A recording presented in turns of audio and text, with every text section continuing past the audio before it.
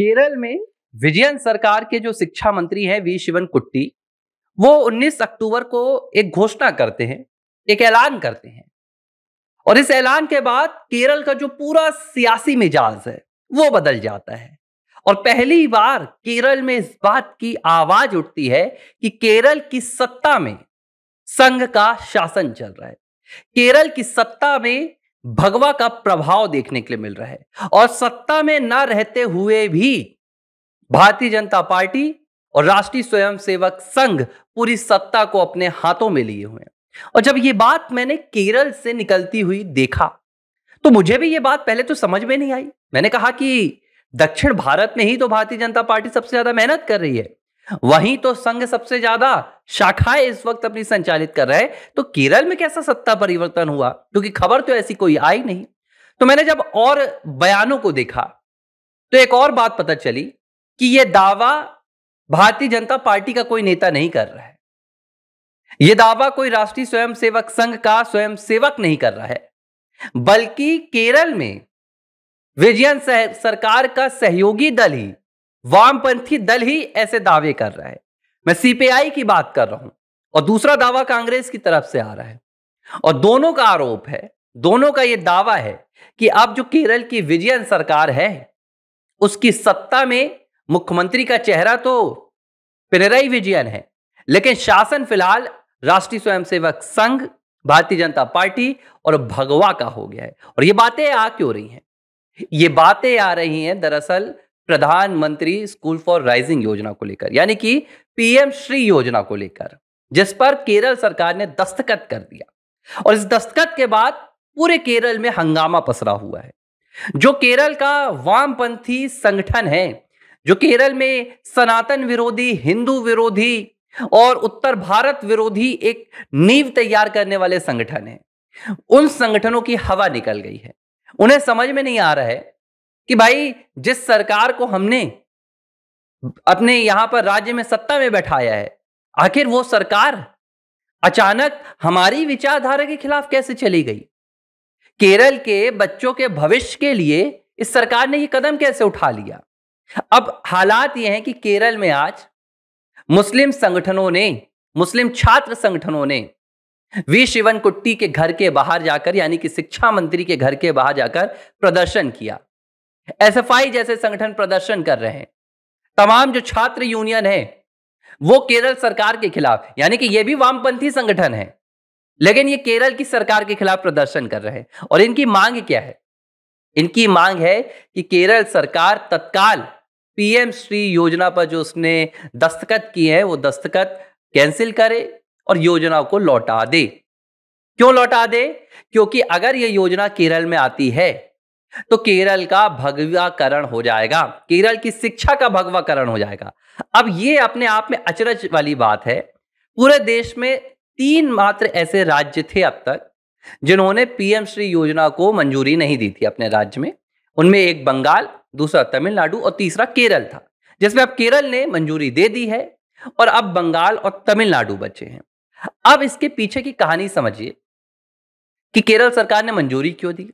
दरअसल ये जो पूरी पीएम श्री योजना है, इसका उद्देश्य एक मॉडल स्कूल्स को बनाना है, जो शासकीय स्कूल होती हैं राज्य में या शासकीय सहायता प्राप्त स्कूल होती हैं। हर जिले से 2 स्कूलों को चुना जाता है। करीब 14,500 पूरे देश में स्कूलों का चयन किया गया है।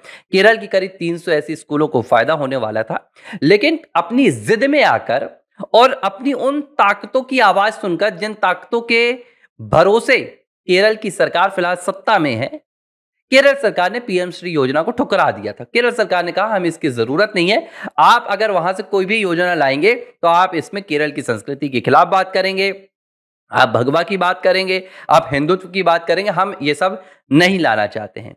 लेकिन 1.5 साल बाद 14 में इन्होंने मना कर दिया, 22 में ये योजना आई थी, 22 में मना कर दिया एनईपी के तहत।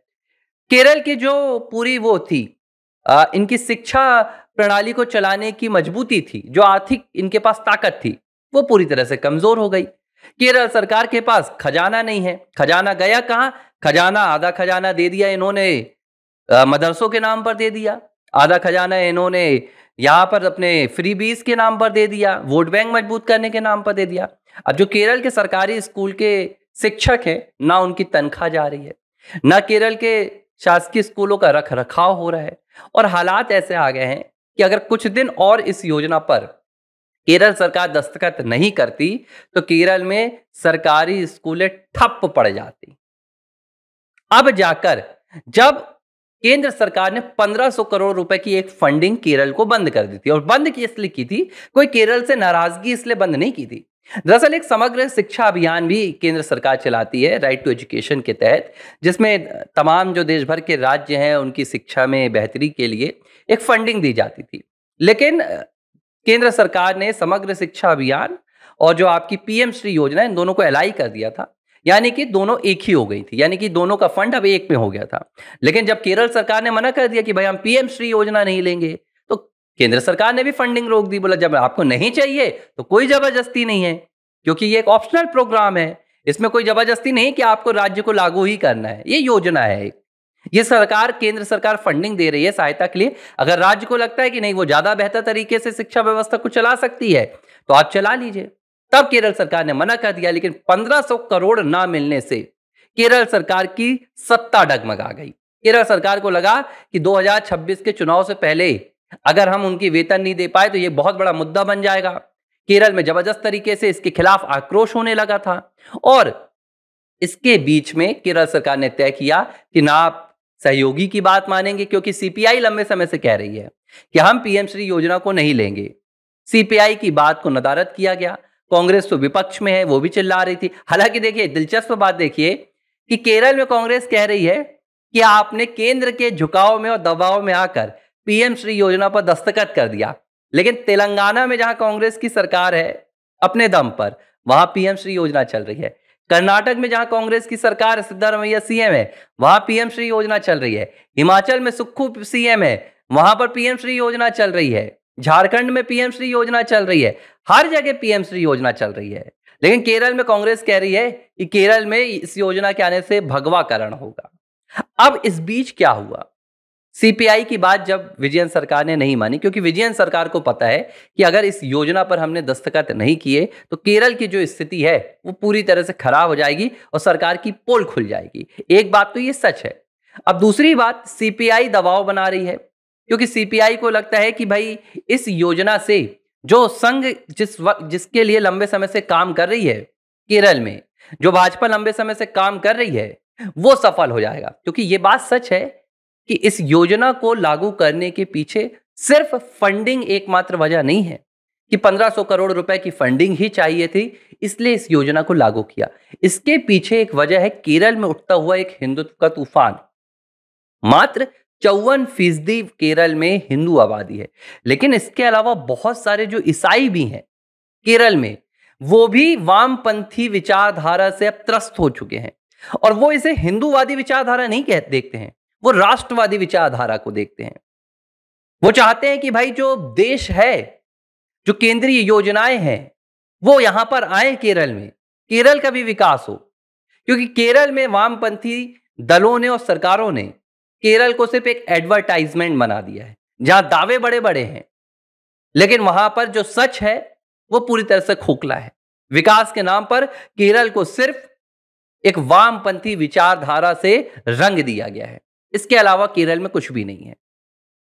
और इसीलिए अब विजयन सरकार को यह बात समझ में आ रही है कि ये जो आक्रोश है ये वामपंथी विचारधारा के खिलाफ पनप रहा है, और अगर अब पीएम श्री को आप दरकिनार करते हैं तो हमारी सत्ता से जो रुसवाई है ना, हो सकता है उसमें और वक्त जो है नजदीक आ जाए। आनंद फानन में इन्होंने ना सीपीआई से पूछा, ना अपने किसी समर्थित संगठन से पूछा और दस्तखत कर दिए। हालांकि अब विरोध हो रहा है और विजयन सरकार का कहना है कि भाई हमने सिर्फ फंडिंग ली है, हम उस विचारधारा को नहीं अपनाएंगे, हम गोडसे को नहीं पढ़ाएंगे। सवाल ये उठता है कि भारत की कौन सी किताब में गोडसे की कहानियां पढ़ाई जा रही हैं स्कूलों में। इस तरह का एक फेक एडवर्टाइजमेंट, एक फेक बात, एक झूठ फैलाकर ये अपने संगठनों को और अपनी विचारधाराओं को खुश करना चाहते हैं। दरअसल इन्हें ये बात सता रही है कि जिस विचारधारा को अपनाकर हमने केरल में वामपंथ को फैलाया है, हमने केरल के युवाओं को भड़काया है, हमने केरल के युवाओं की मानसिकता पर कब्जा किया है। कहीं वो पीएम श्री योजना के तहत जो एजुकेशन उत्तर भारत से आएगा, जो विचारधारा आएगी, जो राष्ट्रीयकृत की एक भावना आएगी, राष्ट्रीयकृत की भावना केरल की सत्ता को उखाड़ कर ना फेंक दे। और सीपीआई जैसे दल, सीपीएम जैसे दल इस योजना से घबरा रहे थे, लेकिन मजबूरी आखिरकार इस योजना पर दस्तखत करना पड़ा और इसने एक बात तय कर दी है कि अब केरल में भारतीय जनता पार्टी भले ही अभी राजनीतिक ताकत नहीं हासिल कर पाई है, लेकिन राष्ट्रीय स्वयंसेवक संघ ने जो मेहनत वहां पर की है उसके नतीजे धीरे धीरे सामने आने लगे हैं। और नतीजे देखिए विचारधारा के ही सामने आते हैं। आज अगर वहां की सरकार एक योजना को लाने के लिए वहां पर विवश हुई है, तो इसके पीछे कोई राजनीतिक ताकत नहीं होती, इसके पीछे वहां की जनता की ताकत होती है, जो अब केरल में बदलाव चाहती है, जो चाहती है कि हमारी स्कूलें बेहतर हो, हमारे शासकीय जो शिक्षा प्रणाली है वहां पर बेहतर से बेहतर योजनाएं आए। और अब केरल में ये बदलाव एक रफ्तार के साथ, एक नई दिशा के साथ आगे बढ़ रहा है। एबीसी हिंदी न्यूज, आज ही जुड़िए हर खबर के साथ